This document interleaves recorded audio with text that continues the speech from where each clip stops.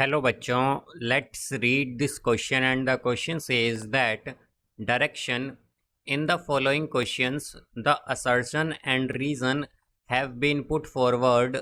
Read the statements carefully and choose the correct alternative from the following. Option A, both the assertion and reason are correct and the reason is the correct explanation of the assertion.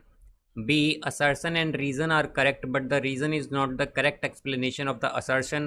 C, assertion is true but reason is false. And D, assertion is false but reason is true. Assertion: if the angles of a quadrilateral are in the ratio 2:3:7:6, then the measure of angles are 40 degree, 60 degree, 140 degree, 120 degree respectively. Reason: the sum of the angles of a quadrilateral is 360 degree. तो आइए अब इस question को यहाँ पर हम solve कर लेते हैं. इस क्वेश्चन में हमसे कहा गया है कि हमारे पास यहाँ पर असर्शन और रीज़न गिवन है. इसके बेसिस पर हमें बताना है कि हमारे पास ये जो ऑप्शंस गिवन है इनमें से कौन सा ऑप्शन करेक्ट होगा.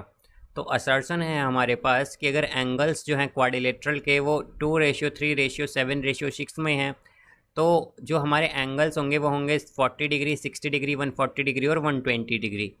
और रीज़न है हमारा यहाँ पर कि जो सम है एंगल्स के, सम होता है एंगल्स का क्वाड्रिलेटरल में वो होता है 360 डिग्री. तो यहाँ पर हम की कॉन्सेप्ट यूज़ करेंगे, concept that sum of angles in quadrilateral. तो जो हमारे पास सम होता है एंगल्स का क्वाड्रिलेटरल में वो होता है 360 डिग्री. तो यहाँ से हम अगर देखें तो हमारे पास असर्शन में क्या गिवन है, हमें गिवन है यहाँ पर कि जो एंगल्स का रेशियो है वो है 2:3:7:6.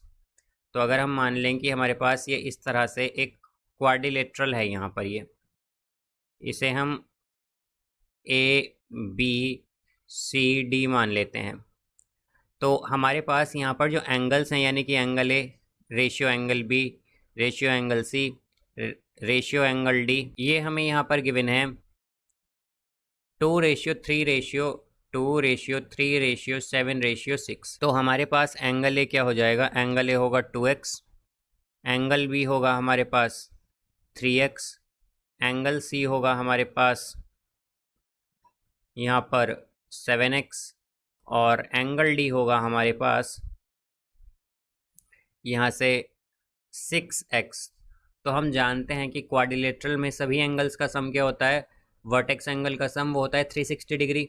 तो हमारे पास angle A plus angle B plus angle C plus angle D, तो इन सब का सम किसके इक्वल होगा, 360 डिग्री के. तो यहाँ पर अब अगर हम ये वैल्यूज़ पुट करें तो क्या आएगा, 2x plus 3x plus 7x plus 6x is equal to 360 degree. तो यहाँ पर अगर अब हम इन्हें ऐड करते हैं तो यहाँ से ये हो जाएगा हमारे पास 18x is equal to 360 degree. तो x की वैल्यू क्या आ गई, 20 डिग्री. तो अब अगर हम एंगल A देखें तो एंगल A क्या होगा, ये होगा हमारे पास, ये था 2x, तो 2x यहाँ पर क्या हो जाएगा 40 डिग्री.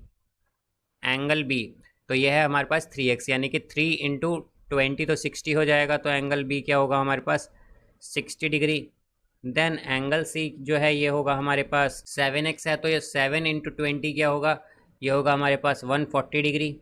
एंड एंगल D अगर हम देखें तो एंगल D है हमारे पास 6x, तो ये हो जाएगा एंगल D, ये हो जाएगा हमारे पास 120 डिग्री, 120 डिग्री.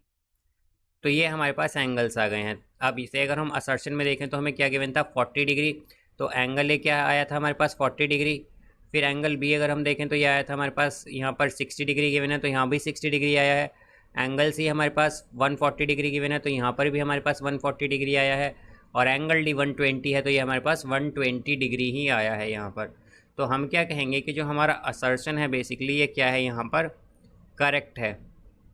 अब अगर हम रीज़न चेक करें तो रीज़न में कहा गया है कि जो सम है एंगल्स का वो 360 डिग्री होता है क्वाड्रिलेटरल में.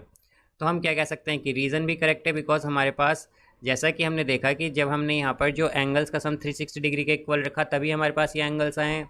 तो हम क्या कहेंगे कि जो हमारा सम होता है एंगल्स का क्वाड्रिलेटरल में, वो हमारे पास क्या होता है 360 डिग्री, तो रीज़न करेक्ट है। बट अगर हम देखें तो हमारे पास ये जो एंगल्स आए थे ये कब आए थे, जब हमने एंगल्स का सम 360 डिग्री का इक्वल रखा था। तो यानी कि जो हमारा रीज़न है ये क्या है, ये करेक्ट एक्सप्लेनेशन है असर्शन की। तो हमारा जो करेक्ट आंसर होगा यहाँ पर वो होगा option A, that both the assertion and reason are correct and the reason is the correct explanation of the assertion. So I hope you understood it well. Best of luck. Thank you.